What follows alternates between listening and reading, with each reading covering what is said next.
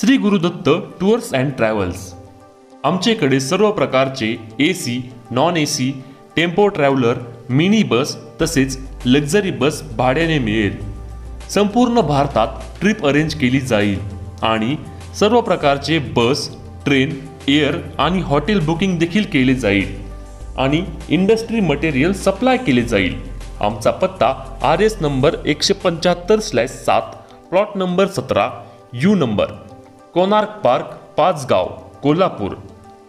Proprietor Dattatray Patil. Mobile number 7057050303, 9130979979 आणि प्रवीण पाटील 7057052020। धन्यवाद। Murgud police Thane हद्दीतील खुनाचा गुन्हा उघड। स्थानिक गुन्हे शाखेच्या पथकाची अवघ्या 1 तासात मोठी कारवाई।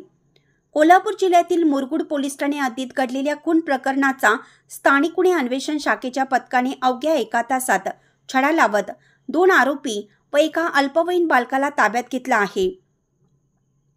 11 फेब्रुवारी 2025 रोजी दुपारी सेनापती कापशी, तालुका कागल येथील 80 वर्षीय सगुणा तुकाराम जाधव या वृद्ध महिलेचा खून करण्यात आला होता।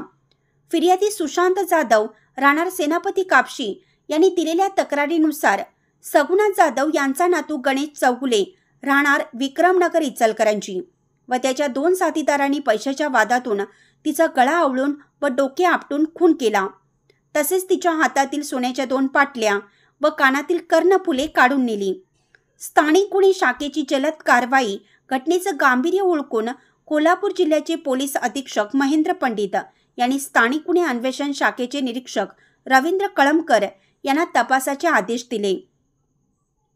त्यानुसार सहाय्यक पोलीस निरीक्षक चेतन मसुटगे व पोलीस उपनिरीक्षक शेष मोरे यांच्या नेतृत्वाखाली 2 विशेष पथके तयार करण्यात आली।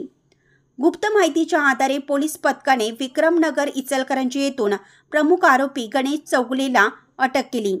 चौकशीत त्याने कर्जबाजारीपणामुळे आजीकडे 1 लाख रुपये मागितल्याचं समजतं, परंतु नकार दिल्याने तिचा खून केल्याचं कबूल केलं।